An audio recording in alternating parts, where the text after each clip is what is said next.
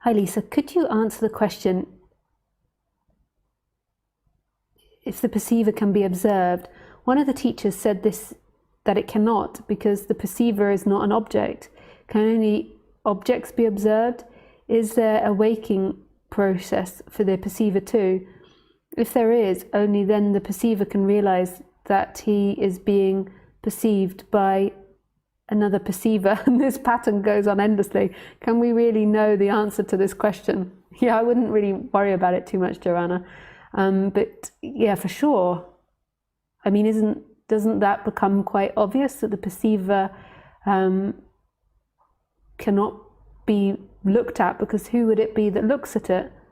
That would be another thing, and who would that thing be that looks at it? You can't know yourself, you can only be yourself. If you could know yourself, then it's something else that looks at it. So anything that can be seen or observed is not it. But notice all of that goes into so much intellectual stuff. At the end of the day, all there is what's happening right here, right now. It's not even about consciousness or the looking energy as such. It's about what is the freedom. And what is self-conscious, but it's not self-conscious from a place. And this is where it becomes an energetic shift, because for a lot of people, consciousness feels like it's behind the head or behind the eyes, whereas actually consciousness is in everything. It seems to be looking from this angle, like the lens, the camera is looking from this angle, but actually consciousness is all things. Just like the perceiver is all things, you could say there is no perceiver. So just if you imagine like a light shining through a filter, so you've got a white light and it's shining through a blue filter everywhere. Like, and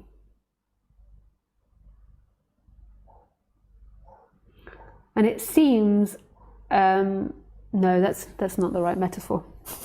Just stop myself there, that's not the right metaphor. I was trying to explain everything there, like that, but it still looks like it's coming from an angle. Consciousness doesn't, so consciousness is looking through, so say, okay, with your camera, that's a better thing. So if you've got your phone and you're looking through your phone and you're videoing the room, like the camera is looking from a particular angle. So at my angle, it would be looking at the patio doors and the computer. So if I was looking from here, and the jumper and the sofa. And so there is like,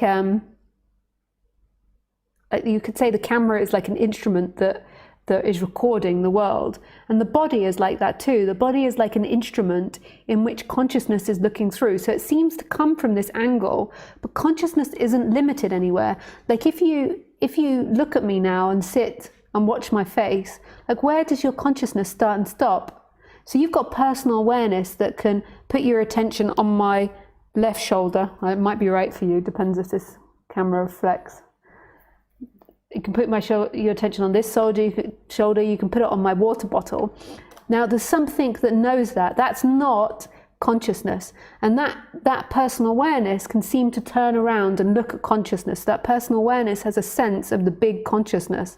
But that's still something that's happening in the personal realm. So that's still something for the person, because the whole time consciousness is watching the movement of that.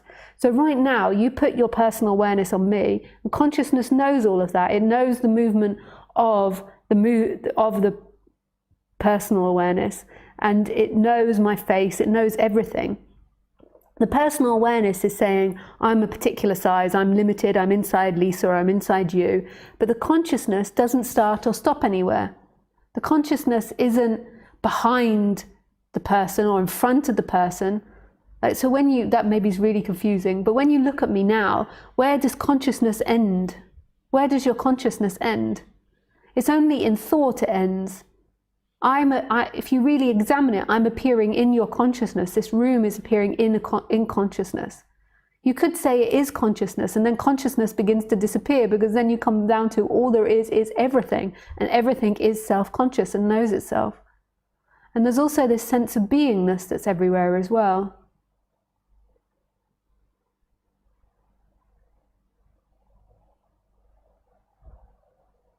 So no, the perceiver cannot be perceived. It's the mind that does that. The mind abstracts and looks at consciousness and then thinks that's consciousness. But all of that is being witnessed and seen and experienced. Thank you for your question, Joanna.